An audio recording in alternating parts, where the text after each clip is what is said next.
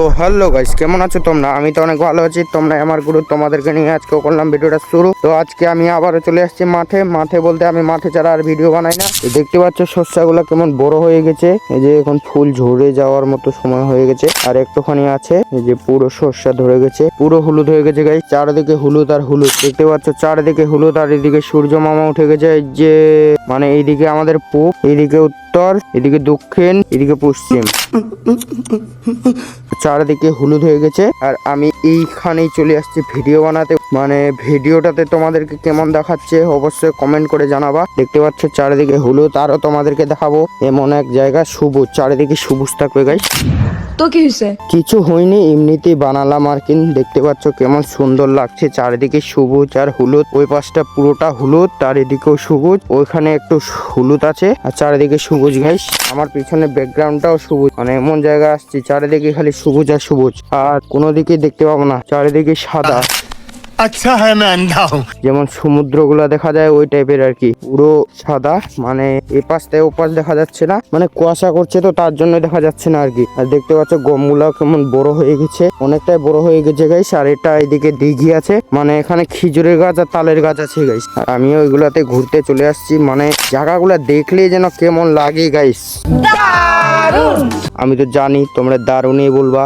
আর এই যে খেজুরের গাছটা দূর থেকে দেখালাম, এই যে খেজুরের গাছটা মানে পাতারি পেরে পেরে একেবারে ঠুটা করে দিয়েছে। আর ওইদিকে আছে তালের গাছগুলা। এখানকার ব্যাকগ্রাউন্ডটা প্রচুর খুব সুন্দর গাইস। যখন আমরা মাঠে আসি তো এখানে রৌদ্র করলে এখানে বসি আর খাবার খাই গাইস। আর এখানেও আছে তালের গাছ, মানে কোনায় কোনায় তালের গাছ গাইস। এখানে একটা কোনায়, ওখানে মানে চার কোনায় চার রকমের গাছ আছে গাইস। ওদিকেও তালের গাছ, খেজুরের গাছ, এখানে তালের গাছ, এখানেও তালের গাছ, এখানেও তালের গাছ। মানে পুরো দেখতে পাচ্ছ তিনটা একেবারে লেভেলের, মনে হচ্ছে কেউ গাড়ি দিয়েছে নাকি ওই টাইপের গাছে গেছে। মানে কেউ গাড়ি দেয়নি, আপনা এগুলো গাড়ছে।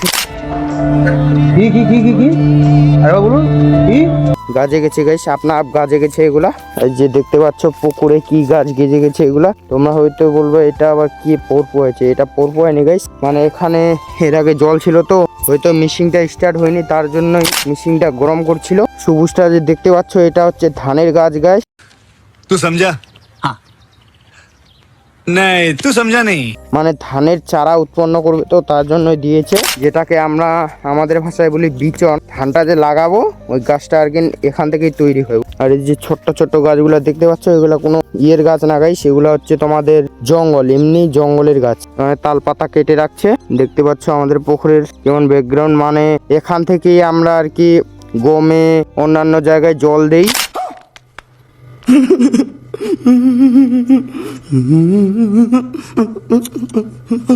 আর এখন তোমরা যদি বলো এখন আবার কোথা থেকে জল দিবা, তো তারও ব্যবস্থা আছে গাইস। পুকুরে জল নাই তো কি হয়েছে, ওদিকে একটা সেলো আছে, ওখান থেকে জল দিই আমরা।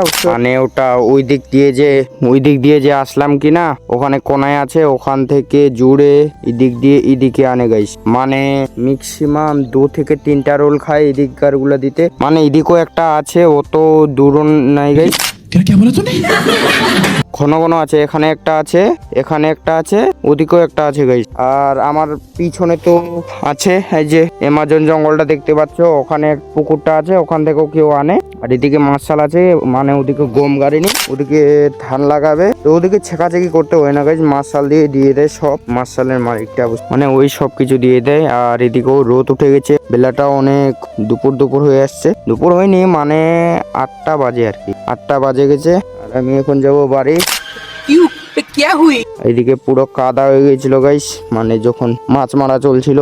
আর এখানে দিয়ে দিয়েছে বিচন। আমি এখন চলে যাব বাড়ি। যদি আমার ভিডিওটা ভালো না লাগে তাহলে অবশ্যই লাইক করবা, কমেন্ট করবা, শেয়ার করবা। भाई ने बोला करने का तो करने का। Tata, bye bye.